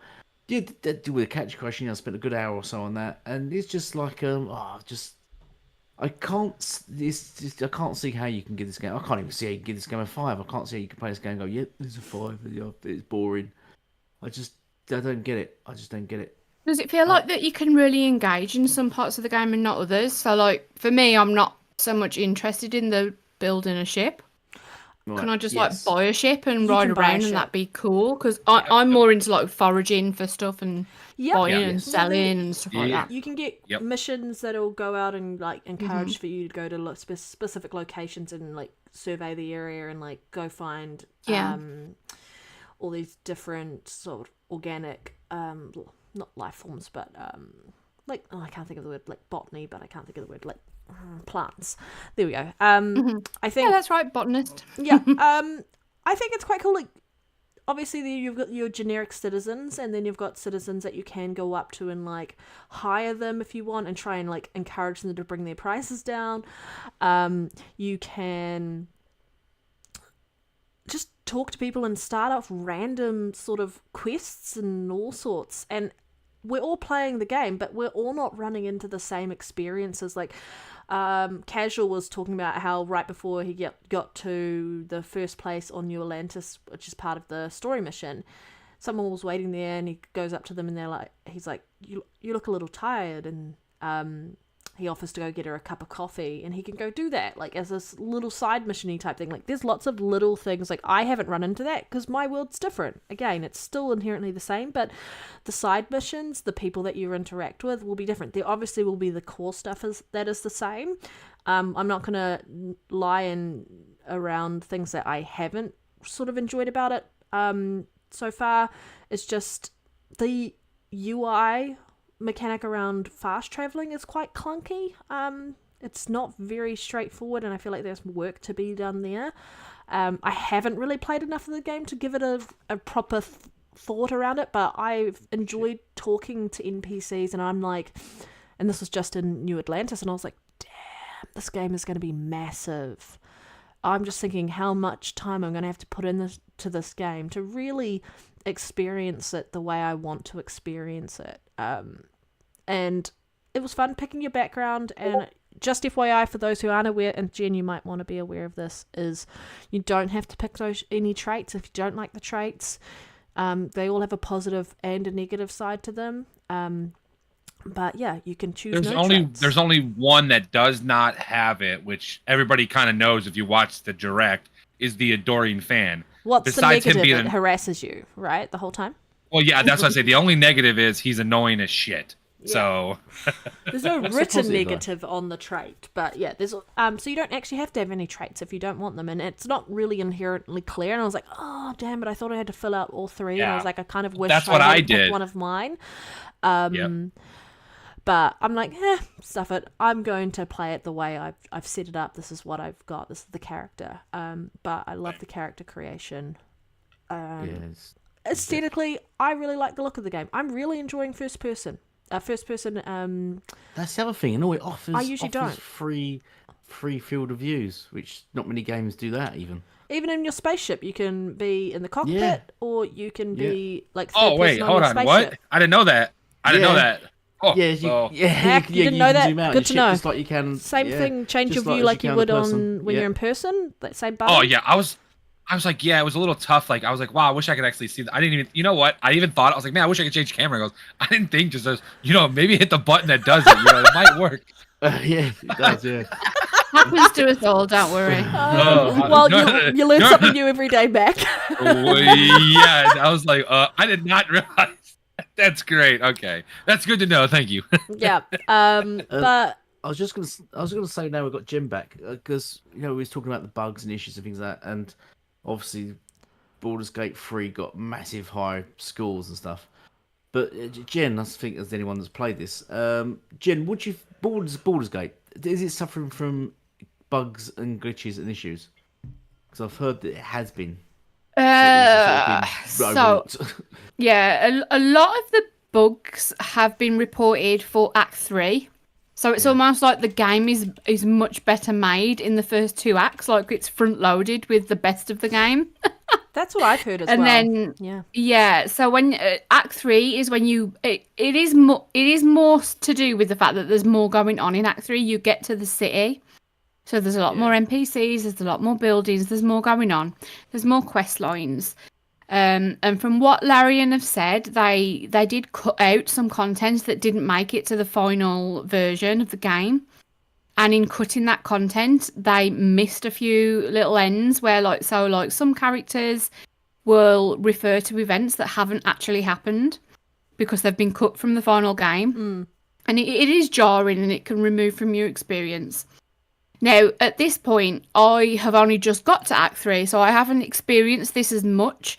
I have experienced a couple of bugs in Act 2, but nothing game-breaking. By the time I've got to Act 3, they have just dropped patch 2, which apparently fixes a lot of these issues.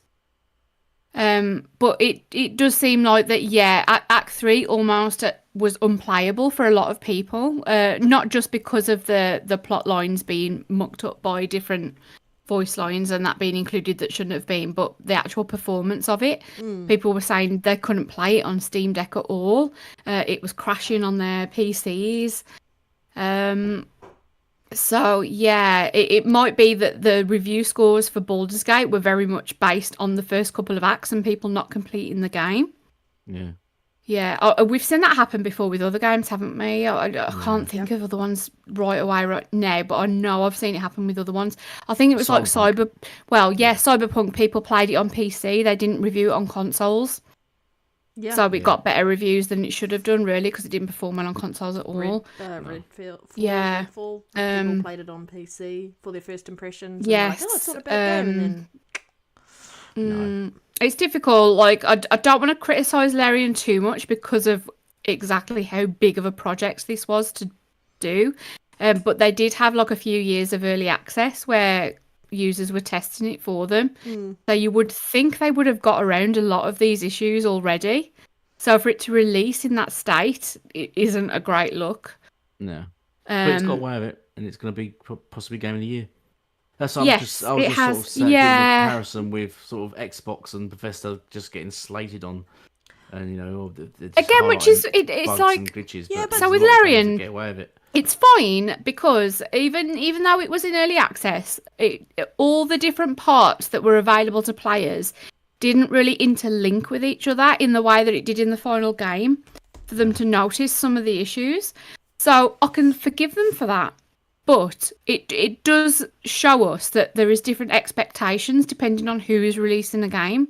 So like you've said, they're allowed to get away with it, but Bethesda are, you know, right through the coals for stuff like this. And you know, and that's not necessarily the right...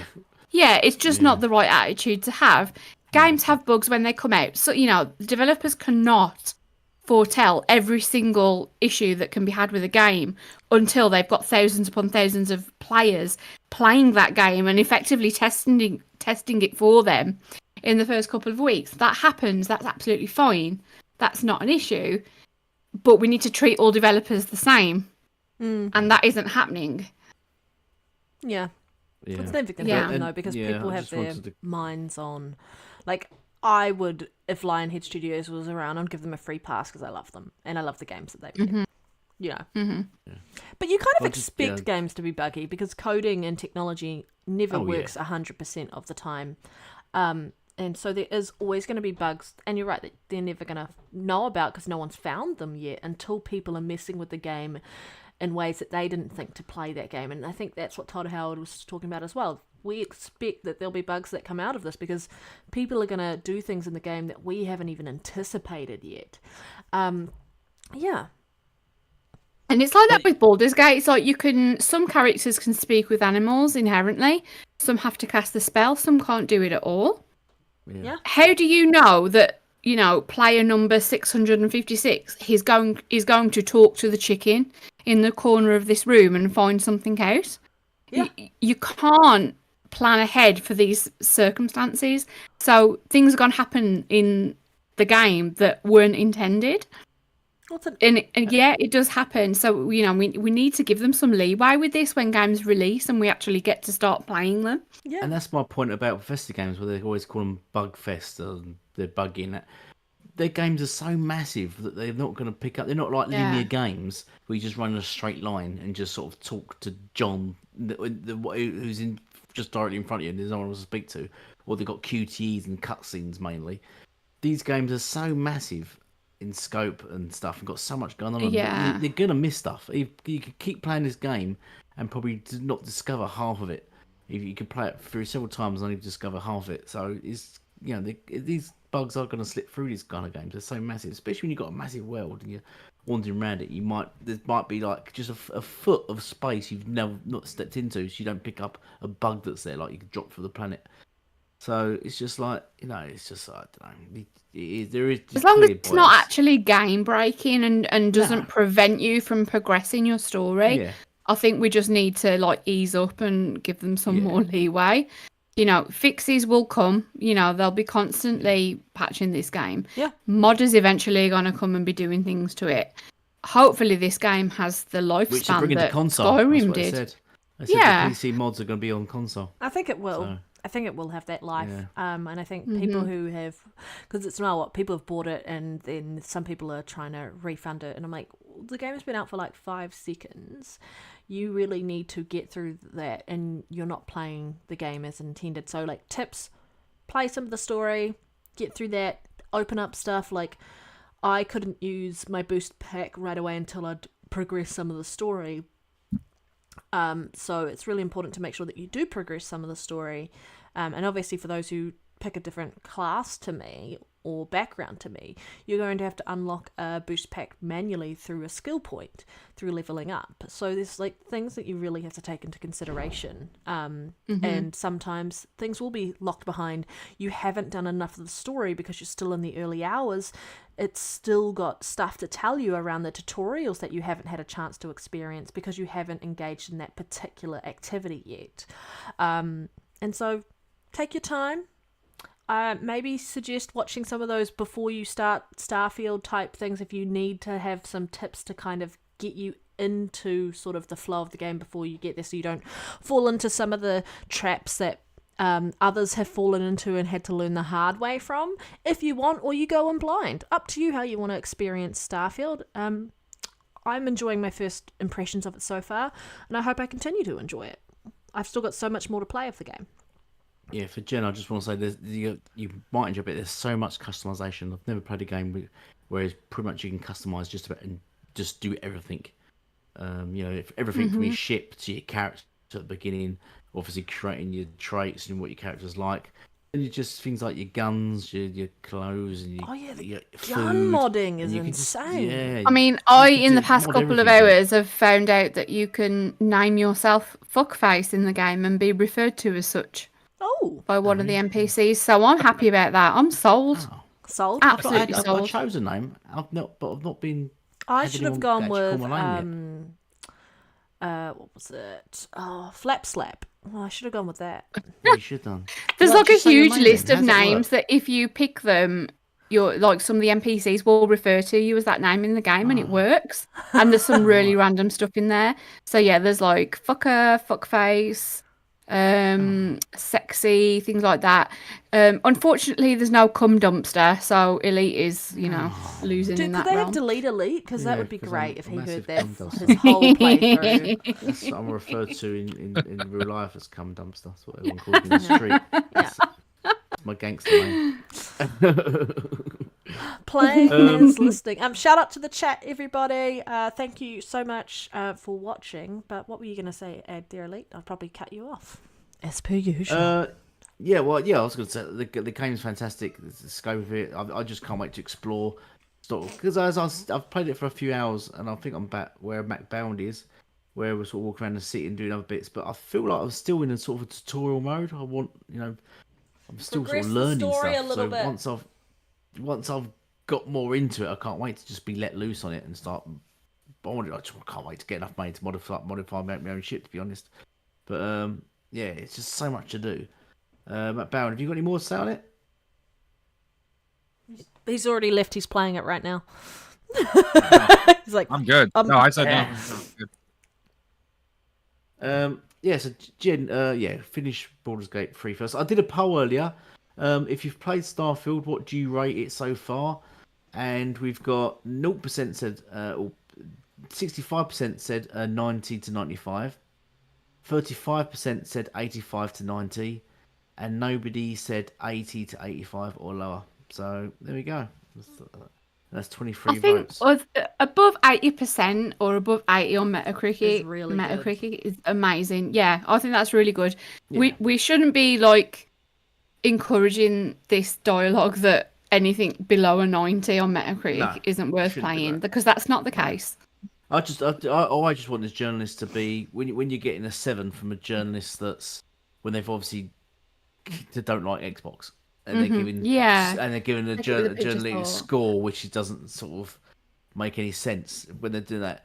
If someone sort of decent, and you could look at their content and stuff and that, but when they're giving like scores of 50, when you look at their back score, this is a problem with everyone giving 10s or everything. When you look at their back history, what they've given some games which are awful, and give them high scores, or when they seem to be giving more high scores towards a certain platform than another one, and when there's agendas like that which are clear, then it's sort of, that's when you think, yeah. Otherwise, I wouldn't complain about it. It's weird.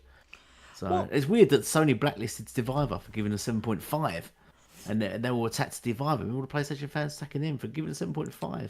Yeah, IGN give us 7, and that's apparently okay to do.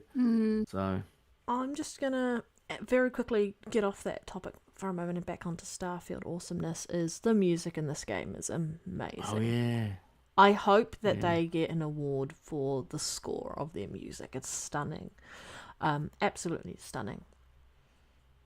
Yes, you heard Meta Cricket, and it is a cricket sound. Sounds like there's nothing going on there. Yeah, you did. Fuck you, yeah. No, there is. You get crickets. That's what those. When I was walking around town, just hear sort of crickets going off. There's a lot of ambient noises. Crickets. Yeah. I've got a lot of love for Bethesda games. Like Skyrim was always my cozy game.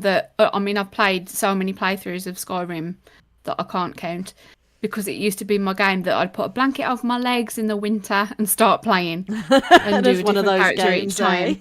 Yeah, with various mods on, So, and then when Fallout 76 came out, I was one of the few people that absolutely loved it. I had so many good times in that game with like other players that like just random players that I met in the world. And even with all the bugs in it, I found the bugs hilarious in that game. Like there was nothing really that broke my like immersion. It was just funny. So I've got a lot of high hopes for Starfield. I'm hoping it will become my new cozy winter game. Skyrim's reached that point for me now where it's like it's so janky it's unplayable.